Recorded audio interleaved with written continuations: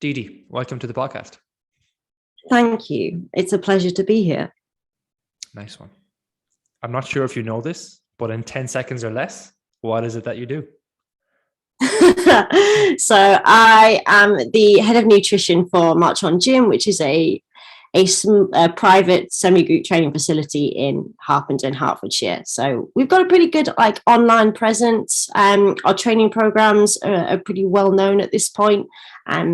We absolutely love what we do, and we're incredibly passionate about educating and just moving the industry forward at every aspect. So whether that's nutrition, training, programming, education, it's kind of our philosophy just to better the industry. So it's been an amazing ride so far since I joined the team, and it feels like I've been with the team for a long time now, but yeah, they're like family. We all get along so well. Yeah. And when did you join Marchon? It's been about, I want to say 4 years, or maybe even more than that now. So I've go on. Yeah, I know. I've known Ol and the boys for a long time. I was one of his original, well, I say original, but PT clients. So I think about 7 years ago, I rocked up and having no experience at lifting weights whatsoever, and was kind of introduced through my brother-in-law. So that's how I met Ol initially, as one of his PT clients, and cool. Never looked back. But it is like my manager, our current manager, Robbie, he was a client for 3 years before he became a staff member, then eventually progressed massively as a coach. Like it's lovely that you come from that background, like, because you're fully, like, you're bought into their philosophy and their ethos from day one, and you breed that then into future clients coming in, because you've been where they've been and you've been through what they've been through. So I love hearing those kind of stories. Were you always involved in nutrition, or is that something that kind of came about as a result of that? No, yeah, 100% was massively inspired by kind of getting into fitness and having more confidence in that area. But I had a complete career change. So I was a veterinary nurse that's what I went to university to study. I have a bachelor's in veterinary nursing. So I spent a long time working in a pretty 24-hour busy emergency hospital working with animals. So very contrasting to what I do now.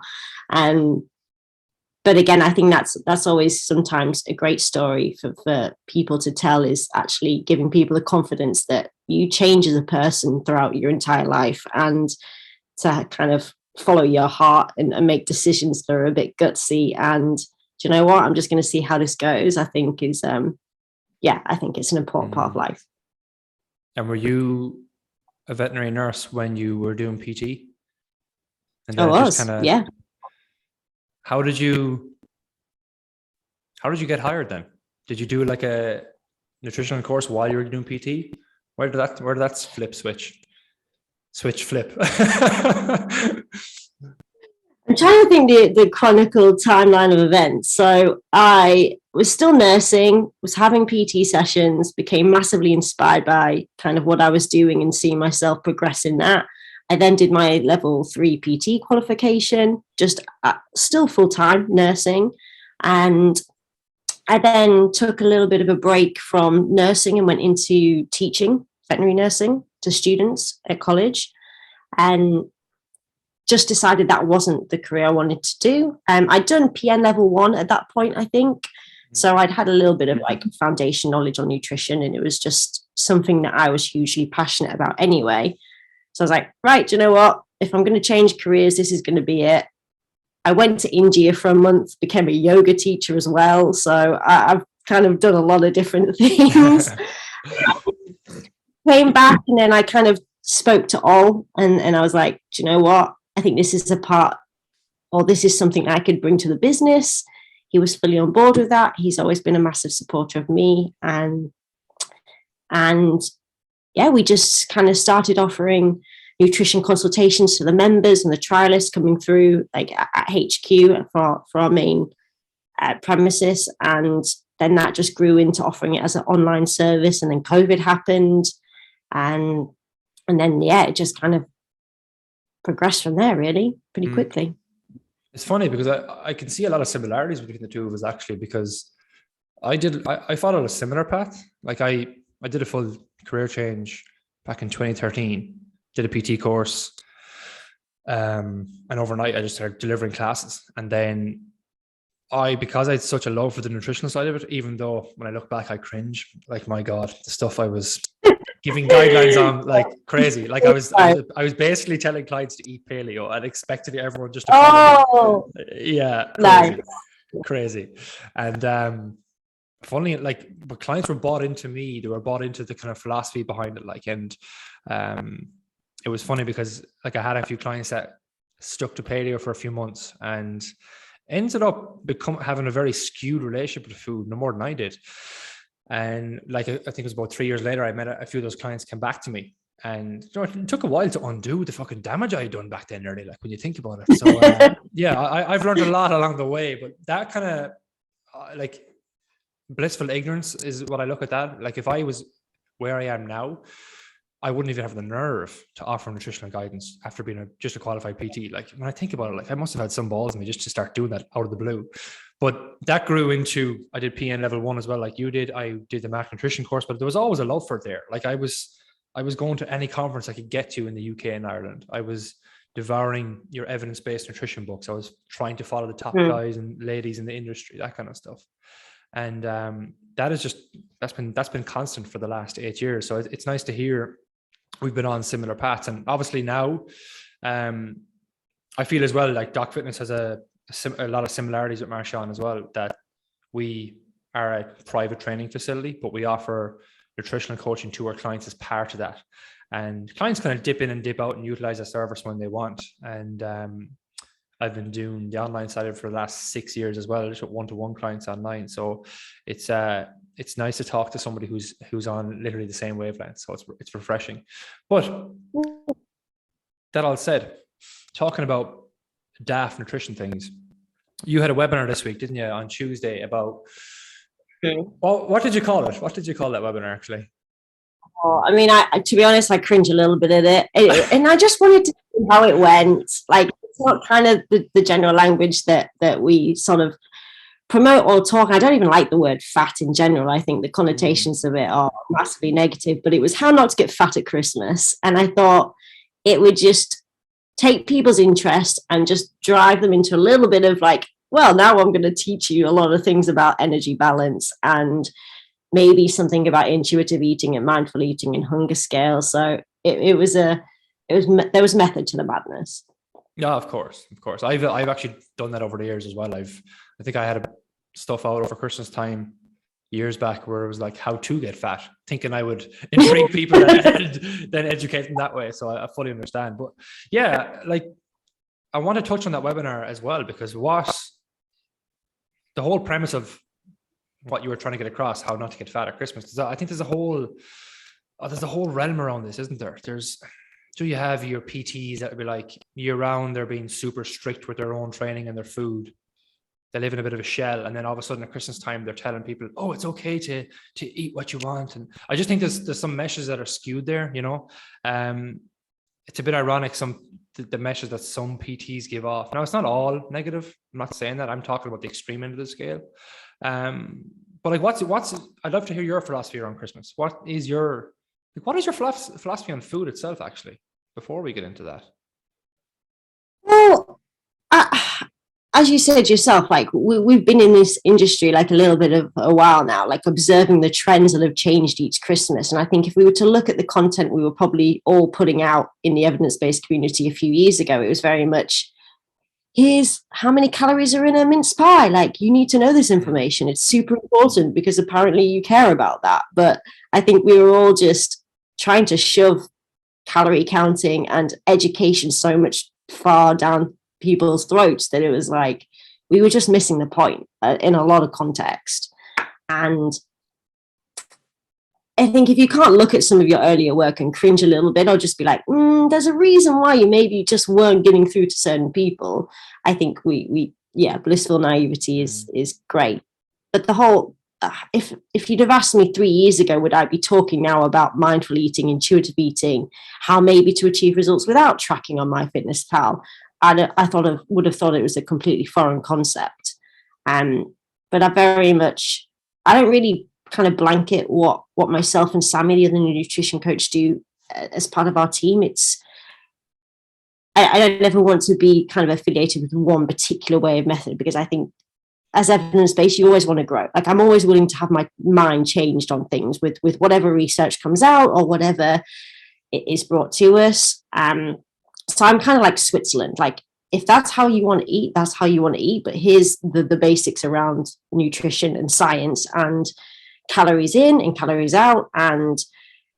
But at the same time, you have to take it as a personal journey. So Christmas is just an interesting time for many people to kind of really and I agree. Like, I think we're probably both very in the minds of, sure, we don't want to go to the other end of the extreme and be like, just eat everything. It's okay. Don't care about it. Like, it doesn't matter what you do.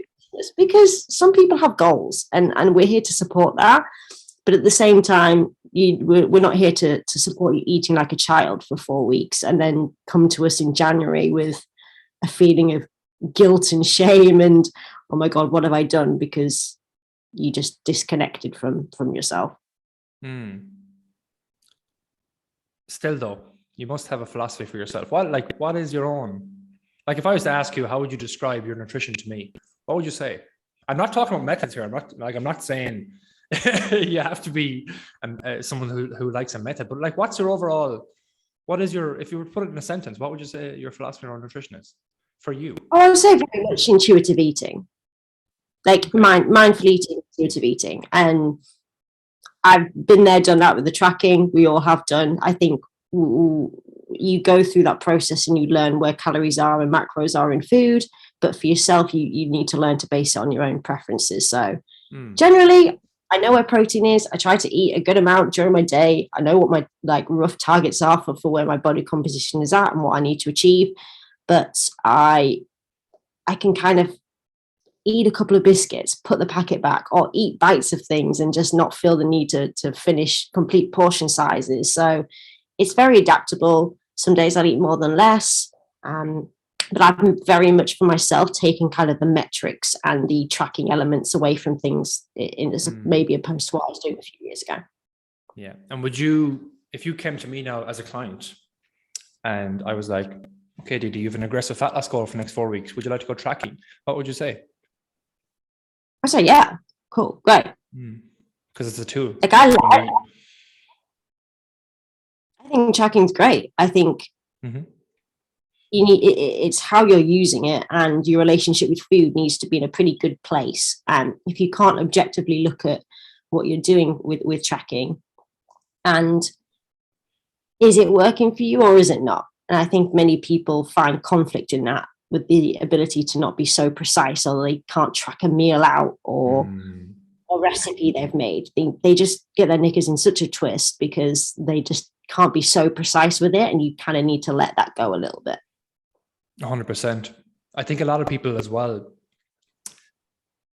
like if we take somebody who's tried different diets in the past and they struggle with their weight, they struggle with going to the gym, and then they try, quote unquote, MyFitnessPal or calorie tracking, and for whatever reason, they might lose a bit of weight, but after a few weeks, they fall off track. And then it becomes in their head, oh, I tried calorie tracking, it didn't work for me. But we both know there's a whole realm of why that may not have worked for you at that given point in time, because calorie tracking is only a tool to achieve or to be aware of the calories we're consuming. And I think the more people realize that, the better equipped we might be able to utilize that tool in the future. Like, I've gone down the rabbit hole of being obsessed with tracking everything. I literally went down the rabbit hole of not being able to go out with my now wife at the time to enjoy a meal. I couldn't do it unless, and Ireland is behind the times with this, unless 8 years ago, 9 years ago, unless that restaurant had calories on their menu, I just wouldn't do it. I just wouldn't eat. And like now I'm like, that is fucking crazy. Like, imagine if I was doing that now. At the time I think I went through a weird phase at that time. I kind of went from drinking a lot in college to kind of really knuckling down in my final year and realizing, oh fuck, I'm an adult now. I need to cop on a bit. I think that it was during that time, and I explored different options. But and I had a strong goal behind. I wanted to get leaner. I really wanted to get super lean. And it developed me into the kind of coach I am today, to know that I've experienced a bit of obsessiveness with tracking, because I am a very numbers-based person as well. I love numbers. I love geeking out on that shit. I love through data. But I can see the downsides of it. So even having that conversation with a client, it makes them see that calorie tracking is literally a tool to utilize at a good point in time. And if you're just mindlessly doing it because you think it's another thing, you've already probably set yourself up to fail. Like, what have you actually learned by just tracking calories? And now you've a bad relationship with MyFitnessPal or calorie tracking. So like you said, you have an intuitive eating approach. For me, I probably do the exact same stuff as you. Like I eat my protein, I eat my veggies, I eat good food, I eat like an adult, as I call it sometimes. But I don't want that to come across in a way where it's ignorant and everyone else eats their children. You know, it's more like that. I get my micro and macronutrient needs, but I also allow myself kind of whatever I want within reason. You know, if I want a pizza on a Wednesday night, I'm going to have a pizza. If I had a brownie before I came on this episode. Like, they're choices that once we have the education behind, we're empowered to make. So then when you bring that into Christmas time, I think a lot of people do have a black and white approach. It's like they have this switch off thing in their head where, oh, it's Christmas now, celebrations and quality street or Oreos, they're going to be everywhere. I'm just going to eat all around me. Oh, I can't stop picking. I can't do this. I can't do that. You're setting yourself up to fail, because even though I will eat a shit ton at Christmas, but it's still I don't want to say the word controlled, but like intentional, I guess. Yeah, like I'm not going to mindlessly eat 7 celebrations in a row just because I feel like I need to, if that makes sense. And I might eat 7 in a row anyway, but it's not because I feel like I have to, because it's Christmas time. And do you know what I mean? It's hard to describe sometimes, but what I'm trying to get at is I don't feel any guilt after that, because I have the knowledge to know that, right, if I gain a couple of pounds over Christmas, who gives a shit? Like, it's gonna come off the week back after anyway, when I stop eating as much calories and I'm a bit more consistent in the gym. So yeah, how do you help people approach end of year guilt around Christmas time? How do you reframe that in their heads, I suppose? Well, just to touch on what you said in terms of you now don't feel that guilt, but it's because you allow yourself permission to eat at any point of the day or year. The problem is when people haven't gotten to that point and they are allowing Christmas, it's like, it's now a route into what I really wanted to be doing with my food, and the floodgates open because they haven't taught themselves or taken the steps to allow themselves permission to eat, which is ridiculous as fully grown ass adults, that we need to tell ourselves that it's okay to eat these things. But most of us have just turned that off for the better part of the year until we get to December, and it's like, okay, this is acceptable now. Like these 7 celebrations, it's okay to eat them. And then you just don't know what to do with yourself because you spent all year not practicing those habits. But you and I have gone to that point because we've been there, done that, got the t-shirts, whereas a lot of people still haven't. So we're there to support people and actually be like, have you asked yourself the question of, are you hungry right now? And that's a really foreign concept for a lot of people to get their heads around because they don't know what hunger is. And something I ask our one-to-one clients a lot is, tell me what hunger feels like. What does it do? Like your own personal experience. How do you know when you're hungry? Like, well, I kind of feel like that. And most of us don't know what it is because we're just quite good at obviously onboarding calories consistently throughout the day. But when you're in a hyper palatable environment and you've got variety in front of you, which already elicits more of a dopamine response than if you weren't in that. And then you've got boredom, like we've got a bit more time off. So you sat around the house more, you're conversating more with people. There's so many ways of taking you away from mindfulness and intentful eating that it's really easy to just press that switch that is seven wrappers in front of you and you don't know what happened. And like for some, 7 celebrations might sound like nothing, you know, because some people eat a half the box. But like again, it's if you did do that anyway, it's having it's not feeling guilty after is the biggest thing I'm trying to get across here, because the reality is, and especially culture I'm from and where I live, like a lot of people a lot of people I know like to drink and eat a lot around Christmas, which is perfectly fine. The biggest thing I try to get across to them is that like that, yes, enjoy yourself, but also there's the reality of there's going to probably be some weight gain. Nothing crazy, but don't expect there not to be when the calories coming in are a lot higher. Again, it's fine. It's not a bad thing. It's natural, really. I think we all eat a lot more. And not just Christmas Day either, the days before, the days after, the week after that, New Year's. Like, I don't know what you, I think the UK is pretty similar, like, but you know, it's a lot of conversing with friends and family, a lot of alcohol for some people don't bother. If you don't drink, it's different. But the reality is a lot of calories are consumed anyway. There's going to be a little bit of weight gain. Big deal. Move forward from there. Because if you can have that mentality of like, this is not the end of the fucking world, January just continues on. Nothing really stops. And yeah, I think once you get that mindset around your food, you're also the fitness side of it. We call it whatever. If you resistance train or whatever form of exercise you do, that's going to be more consistent as well. Sure, you might have a few days off around Christmas. Some might take 2 weeks off. Some might just train in between. Some might, it's all individualized. I used to be someone who wanted to train Christmas Day years ago, but now I'm like, I couldn't be arsed. And if I got the urge to train on Christmas Eve or Christmas Day again, I just do it because it's a choice, and maybe if it suited my day, but I know it doesn't suit my day because it's a time for family and friends, and I'm traveling a bit in the road and yada yada yada. But again, there's some life lessons here, because I think Christmas as well is nearly like when people go through stressful situations. Like when stress hits, we default to our habits. We default to our habits in times of stress. I think James Clear said that. And I nearly view it the same as Christmas time, because if somebody has a busy week at work, it's stress. Somebody has something like going on in their life with family stuff, it's stress. What do? You default to habits. You go back into these set patterns. You eat more food, you train less, and it's that negative cycle. So it's how do we get out of that?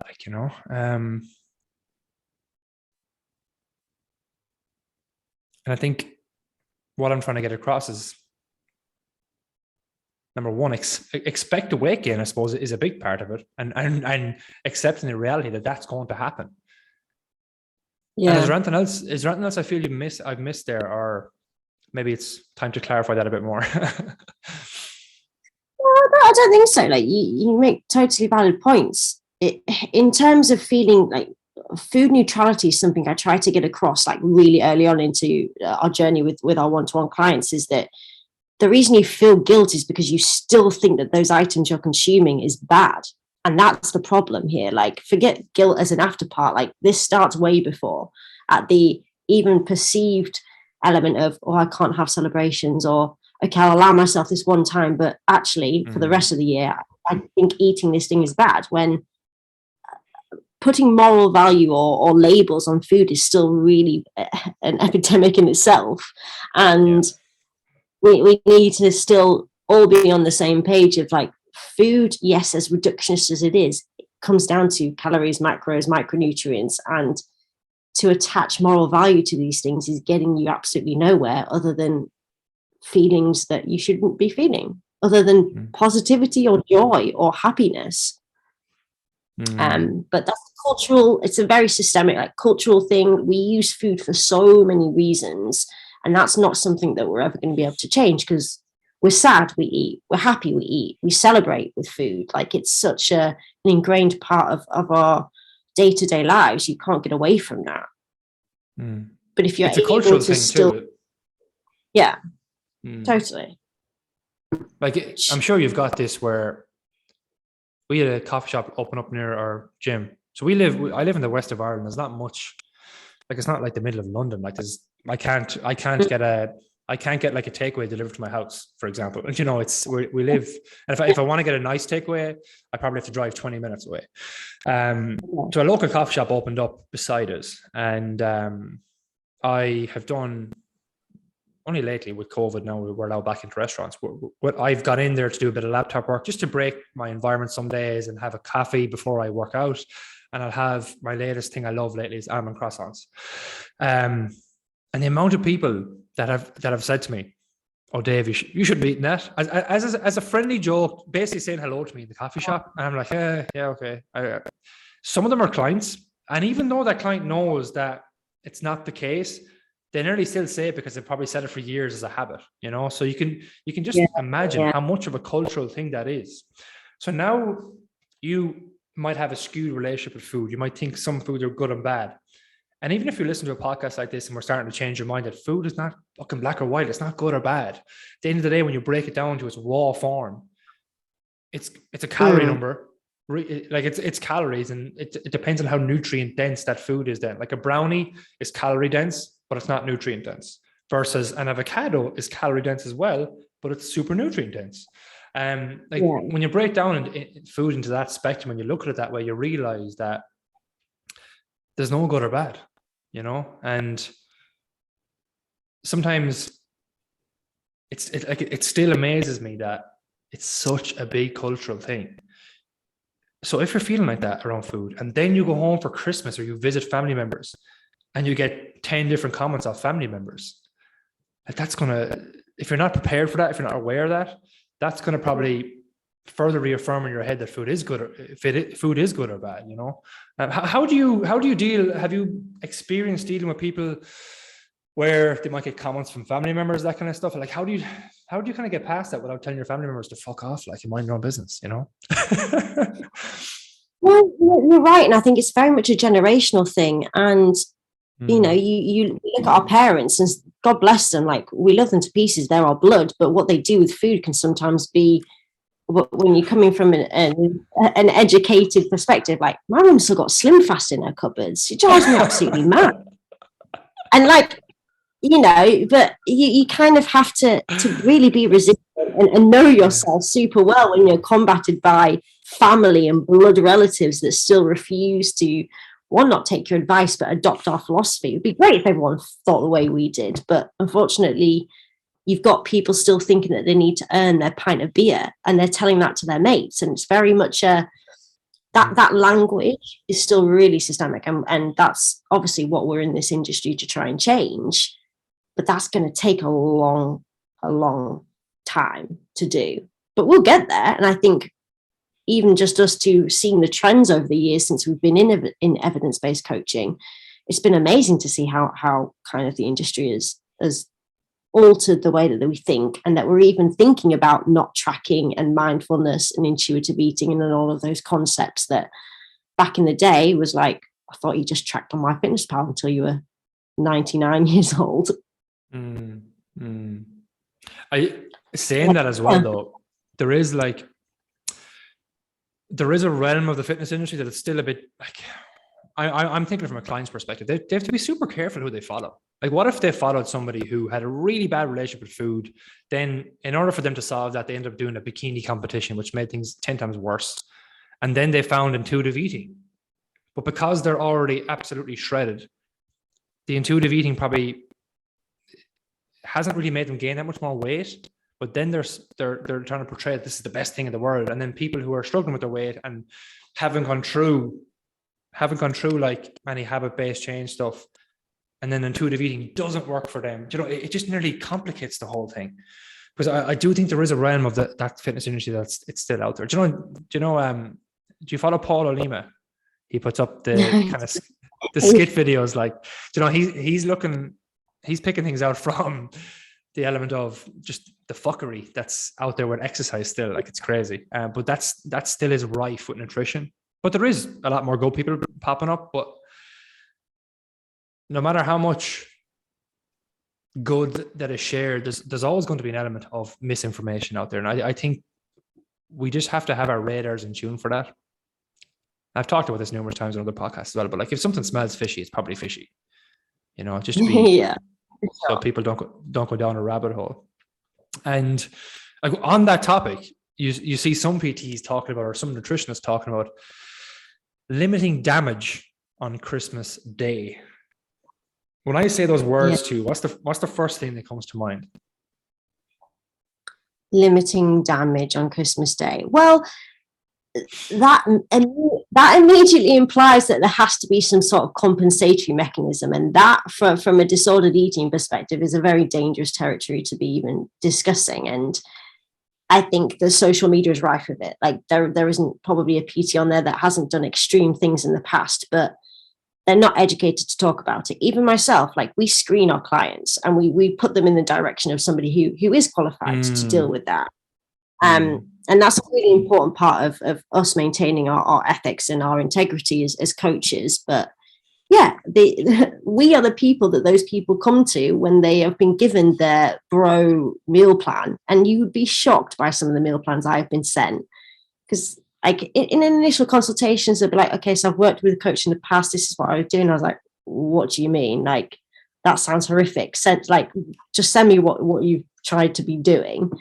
And it's like 100 grams of like tapioca and 200 grams of Rice Krispies. I'm like, what is this? Like, it's still, if you ask somebody what a nutrition coach is or what nutrition coaching entails, it would be, surely they'll just tell me what to eat, when to eat, how to eat. It's such a spoon-fed image because of bodybuilding and because of kind of that. Yeah. That. How much for a meal plan? Yeah, precisely. It's like a meal plan is the least of your problems right now. I can promise you that. How do you approach training? Yeah, sorry, no, but how in terms, you said a very good point about the bodybuilding realm there. Like that's kind of how I got into the industry too. Like I was training for sport, yeah, but I always loved just getting bigger and stronger as well from a bodybuilding perspective. And that led down to the food realm, which brings us on to the topic of training itself. Like, how do you approach training during this time of year? Because we all get busy, like the weeks leading up to Christmas, New Year's, but I think some people are fine and they just continue on when the new year hits. But what the fuck is it with people just not doing anything in December and then they think that they're just going to magically start in January? So I'm interested to hear, or even just to tell people, how you approach training over Christmas. Well, it's interesting you said about what to do on training on Christmas Day, and we were all discussing this like as a team actually this week. Like some of us, we do like to train on Christmas Day, like, and that's not necessarily a negative thing. It's more the intent behind it. If you're doing a 10K run in the morning because you think that's going to earn you an extra couple of celebrations, like that's the problem here. Yeah.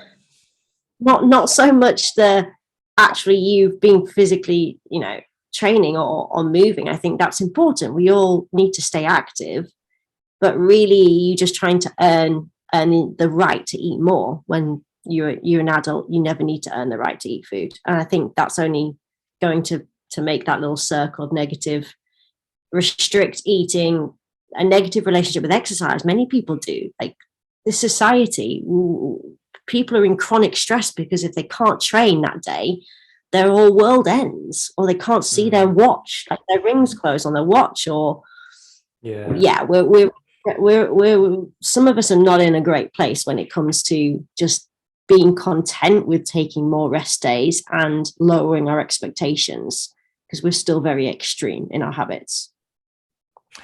On the whole training on Christmas Day thing too, like I used to be someone who looked at somebody training Christmas Day as like, what the fuck are you doing? It's Christmas Day.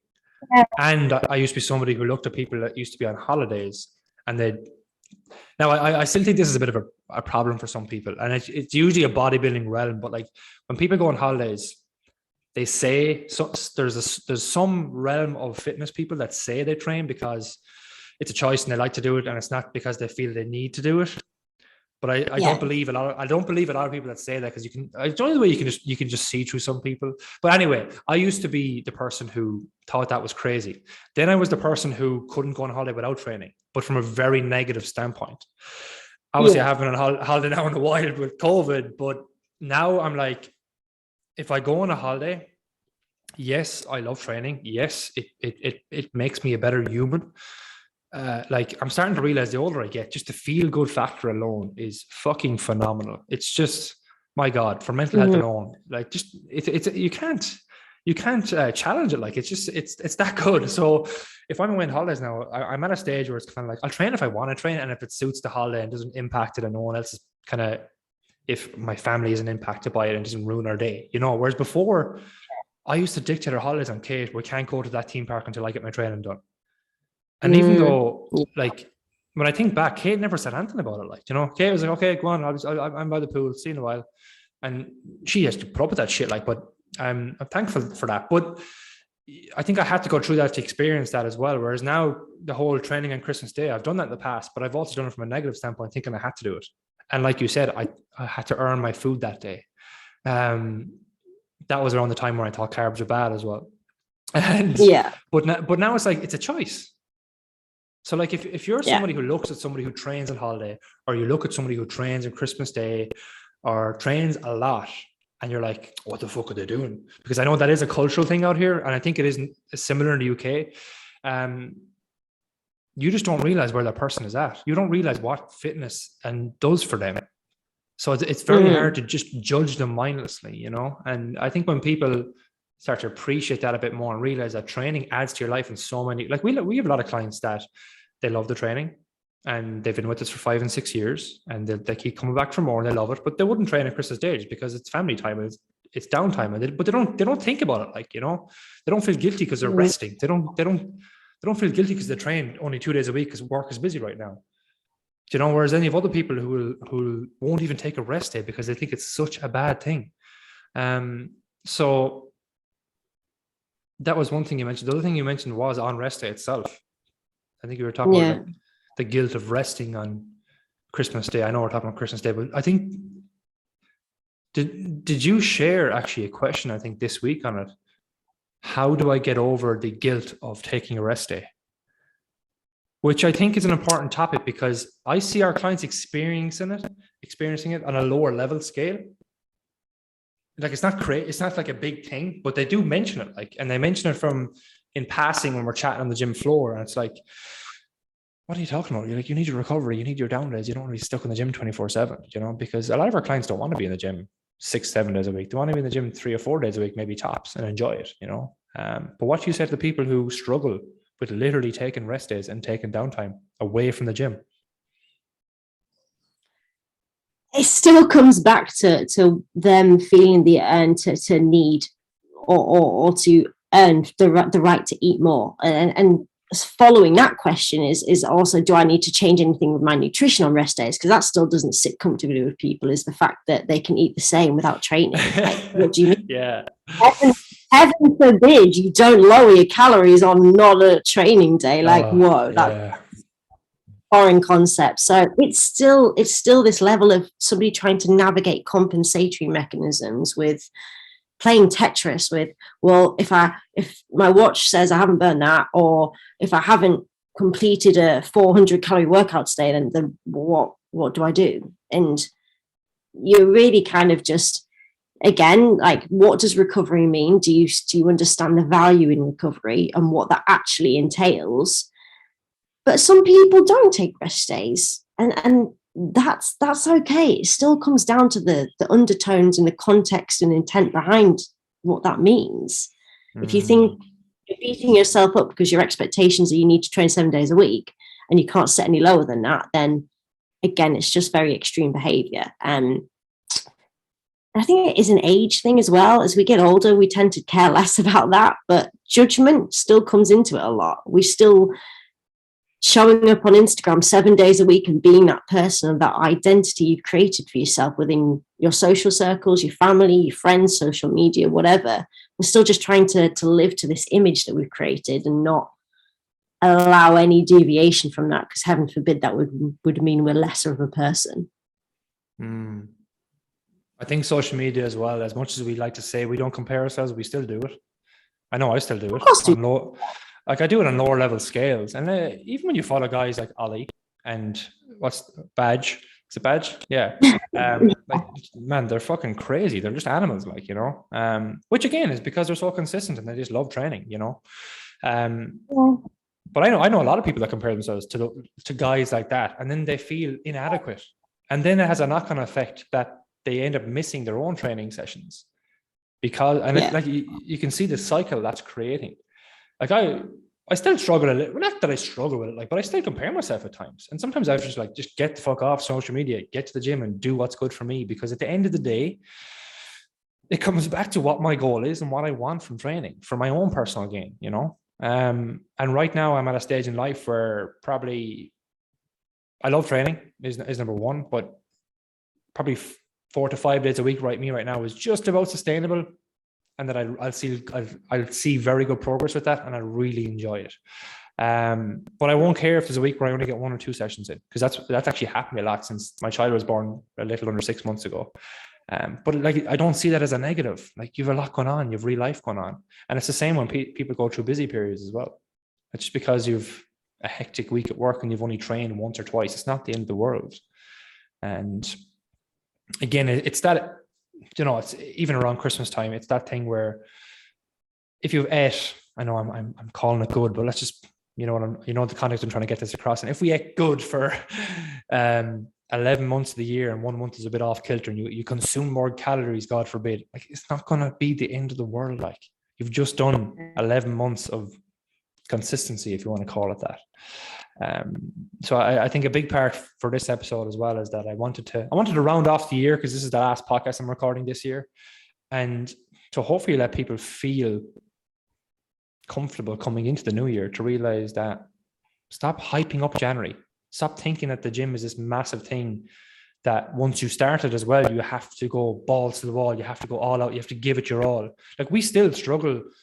We still have clients coming into the gym for their first month, and after their first check-in, it's like, got 3 sessions in. Next week, I want to give it my all. And like, we have to have the conversation of, relax, man. It's your second week. Jesus Christ, the fact you're here is already massive, And even today as well, Didi, like, I had a client, we're doing a fat loss challenge at the moment in-house for our members, a 6-week fat loss challenge. And, I always have to preface these things with, like, and members of Doc Fitness will know this, or if anyone's kind of a long-term member of a private gym like Marchon as well, like, is another example. But like, I always have to preface them with, if you are expecting things to run perfectly smooth each week just because you can stick to a number of criteria, you're probably setting yourself up for a little bit of failure, because if shit happens in real life, you're going to be thrown off kilter. So like, we had one of our ladies going through it, and the poor thing, she struggled in the past, just with food, with the way she's kind of, her experiences with past diets and that kind of stuff. And we're making massive strides, but she's been super hard on herself for this challenge. She had a funeral in the middle of it, and then I think she's been super busy at work the last 2 weeks as well. And now she's telling herself that, look, I'm just going to leave it to the new year. I'm just going to take a break from the gym. I'll see you in the new year. I've yet to give her a phone. I'll be giving her a phone call tomorrow. But for her, like, she's just thrown in the towel, because she's done a challenge, because she's taken on this extra accountability, this extra responsibility during the month of November into December. And because it hasn't gone perfect, now she's like, fuck this, January. When I have more time in January. And like, all I want for her, she doesn't even know this phone call is coming. She's not going to hear this podcast in time either, so she won't get a heads up. But all I want for her is to know that, like, if you can get to the gym once in the next 2 weeks, or once a week for the next 2 or 3 weeks, that is huge for you. Don't mentally put a stop to things. And that alone is going to be a breakthrough point for her. That's all I want to achieve for her. Like, to know that there doesn't need to be this immediate stop, this immediate, oh, fuck this, I'll do it in a few weeks when I have more time. Because there's always going to be something. There's always going to be an event. There's always going to be a wedding to go to where it's in the middle of all your fat loss plan. So it's learning to deal with real life, where people get the most value from, Would you have a similar approach? We love to throw ourselves up Kilimanjaro, or just make Kilimanjaro for ourselves, because heaven forbid we lower our expectations of what we think we can achieve in a week. And some of my favorite sayings from clients are, I need to get back on the wagon, back on track. Like, there's some sort of track that they're on. Strict. I just need to get a grip, get more willpower, get more discipline.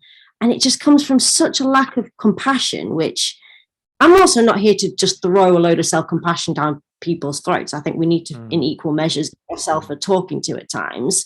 And I'm all for tough love, but everything you do coming from a place of like, I'm not worth it, I'm a failure, it's just like, what are you doing? Like, there's a better way of conceptualizing like movement and your nutrition. It doesn't need to be this constant battle against yourself like it's some sort of villain. You should be working with these things as opposed to against it. Because I'm sure, like myself, you're hard on yourself at times. Yeah.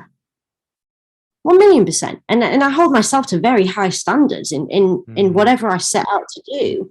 I do it. Like there's no wavering, but at the equal times, I'm able to take a step back and be like, okay, like really, are you being kind to yourself? As weird as a question is, but if I'm there beating myself up because I've looked at somebody's Instagram and they're training and I'm not training, or they look like they're killing it, even just professionally, career-wise, I think there's a lot of, well, for myself, imposter syndrome around coaching. Am I getting it right? Is the content I'm putting out right? Doubting yourself in that context. But we're humans and we feel emotions, and we need to stop pretending like we're some sort of robots that we can just plug and play in an amount of training time each week and an amount of macros. Like that would be fantastic, but it isn't applicable to real life at all. What strategies do you have in place for yourself when you do when you do feel that you are doubting yourself more than often and the little pep talks aren't working for you? Because again, I'm sure we get times where things feel a bit heavier for us. I know I do, So I'm interested to hear, how do you manage it? Is it is it a case of just a bit of self-talk and a bit of like, man, let's get back on, let's cut the shit, like, or is it, do you take time off for yourself? What do you do?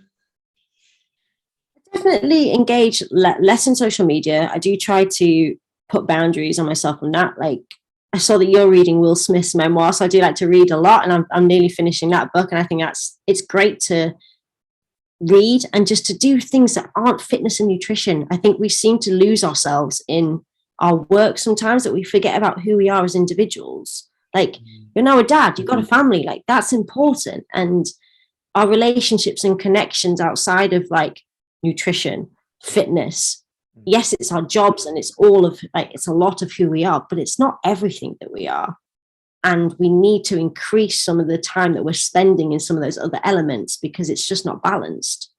So I guess I've worked more on just like stopping, like setting boundaries for work, like not answering emails, not looking at content, not constantly trying to engage myself in always trying to progress. Like I hate wasting time. So for me to sit still is like I'm not being productive. Like I'm taking weekends off, for example. I'd be in the office 7 days a week, every day, just showing up, making content, answering emails, and that was great. But if I'm showing clients that, like, what am I promoting here? It's just a conflict of me saying one thing and doing another.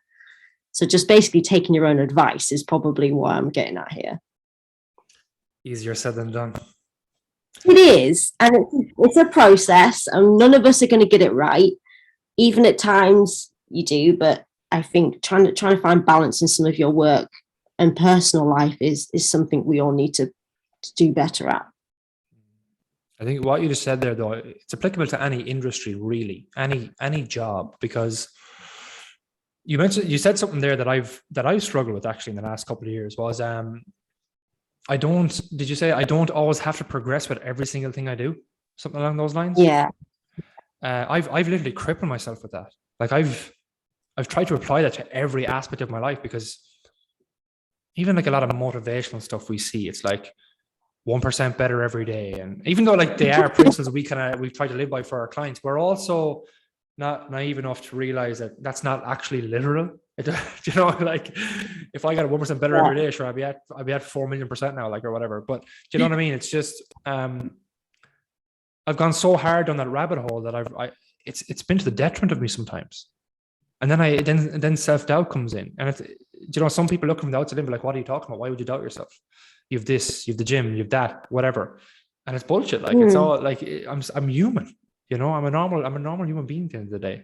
So like I've actually tried to stop to think that everything, and like you can apply this even to your gym work, and we actually have this conversation when clients get to a certain strength level and they're like, but I want this extra 5 kilos on my bench. I want that.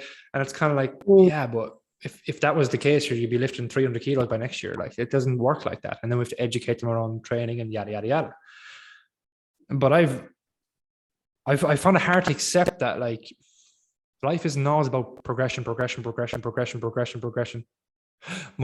because we're especially in the fitness industry, you're nearly surrounded by that the whole time. So I think for me, last year, I remember I took time aside, I think it was the start of the year, to read. And even though we do these things naturally anyway, I wanted to articulate, like, what do I do for myself? Because I did fuck all, bar training. If I didn't train, I think I'd be lost completely. But I think I had to articulate, what do I actually do for myself? And daily, I broke it down to daily, weekly, monthly, quarterly, yearly. That's the way I done it. Daily, it's taking time aside to read a book for myself. Now, I really try to start the day with that. Lately, my life has been all over the shop with wake and sleep time, so that's kind of gone out the window. But I finish nearly every single day with a book. I've an obsession with the Holocaust. I've read probably every survivor book you can imagine. That's daily. Weekly / daily is my training. It's like it's a non-negotiable. If I didn't train consistently, I wouldn't be the human I am. Like, I just wouldn't be as the mood I'm in the whole time. I'd be a bit more down the dumps, I'd imagine. Monthly, I used to kind of do like a bigger self-task for myself. The last couple of years, it's been going for a float, one of those float tanks.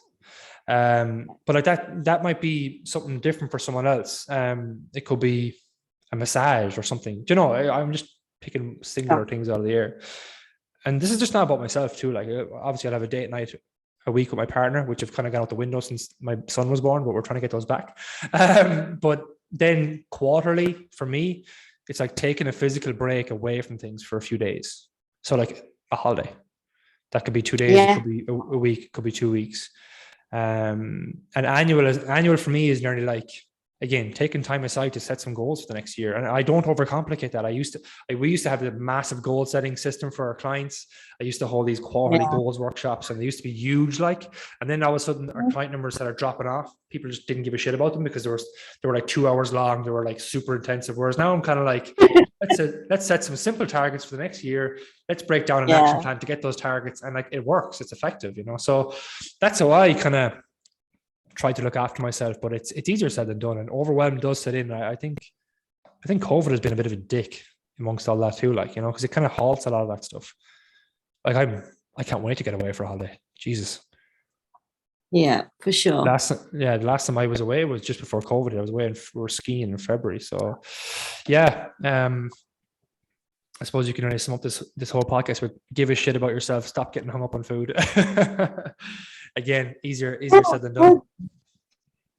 It is, and it's the festive period itself is a really difficult time for a lot of people. Some people have lost loved ones. It's cold, like emotions are really tricky to navigate, and people have a lot on, and yet they just want to complicate it further with, I'm gonna try and lose 20 kilos, or I need to become better and stronger for next year. But what you said about like maintenance, or like for nutrition, how often do we say like maintenance is a target here? I just want you to maintain your weight. Like, I don't want you to constantly be in between, it's either fat loss or muscle growth. I'm like, well, you don't have to. Like, it's okay to not have a goal, to just enjoy training, to live life and find flexibility there instead of constantly trying to work towards something, because that is exhausting in itself. Yeah, when you said that, one of our ladies sprung to mind as well, because for her, like, her goals, and she's joined us probably a good 4 years ago, it was either fat loss or fat loss. It was nothing else. It was just fat loss. And a massive revelation for her was, yes, we called it a maintenance phase at the time because I couldn't sell it to her any other way, because she couldn't understand the concept of not trying to lose fat. So I had to be like, oh, well, we'll do a maintenance phase, so we'll re-energize for our next fat loss phase. And that's the way I sold it to her. And then when we done that a couple of times, she realized what I was kind of doing. And now she's at a stage where she can kind of eyeball foods and intuitive eat, if you want to call it, for want of a better word. We kind of call it like having a default dieting approach, or default diet, sorry, not dieting, a default diet approach. Like, what do we default to when we don't fucking track, or we're not trying to lose weight, or we're not trying to gain weight? What actually is our default? Which I think you have principles from precision nutrition there, and you're educating the client on energy balance. The client has done a bit of tracking in the past. So they have a bit of education about what calories are in what food. So they're able to eyeball things then, and they're able to, like you said, intuitively eat. So we we were able to do that with her after certain fat loss phases. And then when I educated a bit more on what she was doing and how long a fat loss phase was and how aggressive her deficits were and that kind of stuff. Now she's at a stage where she still has a long-term goal of losing more weight, but she picks out her fat loss phases throughout the year. Like she actually she plans them around her life. She's going away for a holiday. She's not going to try and lose fat. She's in a fat loss phase right now, which is finishing at the end of this week, which she might prolong for a week or two until Christmas hits, you know? So like being able to empower our client that much, for me, I've hit the jackpot, because that's what we want. You know, we want all our clients to feel like that. But again, the work needs to come from the client. They have to want to do that. They have to want to change. They have to want to be educated. There's no slim fast coming out of the cupboards. There's no meal plan you're going to get. Like, you know, there is work, but I think that's the beauty of it too. Like, Jesus, if you're not prepared to work to get something, where's the lessons? Where's the life lessons? Because I'm a firm believer in working fucking hard, like, you know, and reaping what you sow. So, some fantastic points raised there. Didi, would you like to wrap things up? Yeah.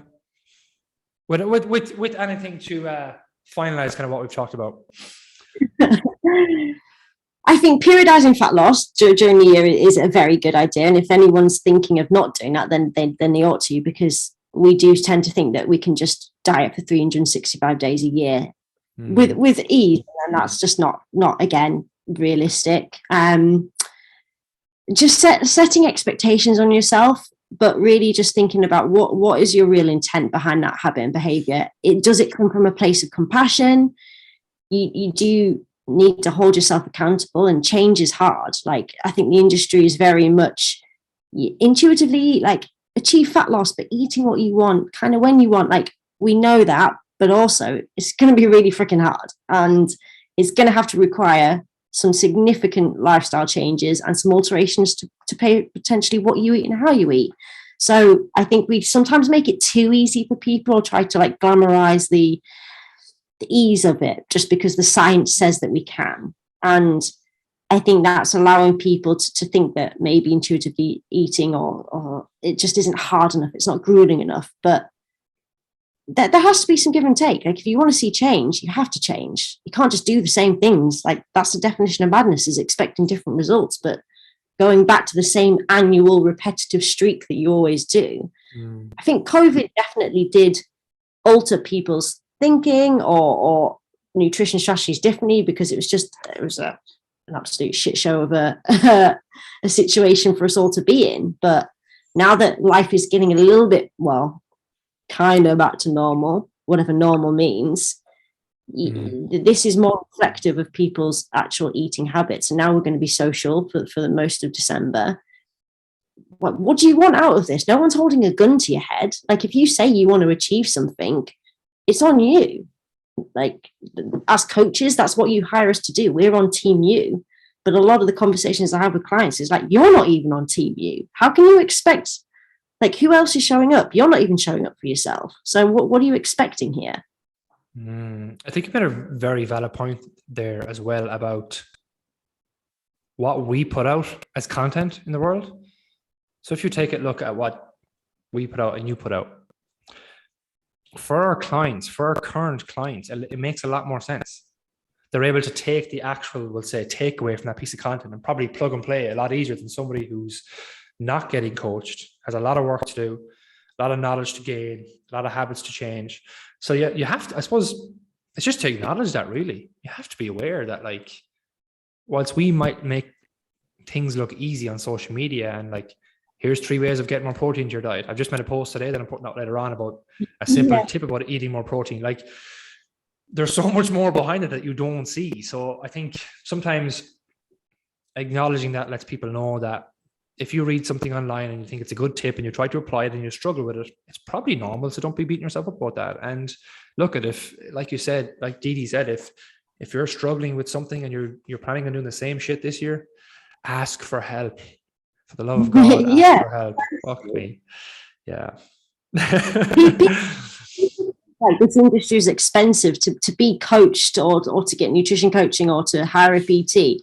Really? Like, I mean, I'm the type of person that would pay anything to have somebody's expertise and skills and to improve that element. Whereas the thought of just, I guess it comes down to an uncomfortableness, not progressing. Like I do want to be making steps towards something or a goal, but if you need help in that, that's okay. And I think we need to get on board with that instead of being like, I can do this, I should be able to do this. Like, nah, I need help. So I'm going to ask somebody who might actually be able to help me.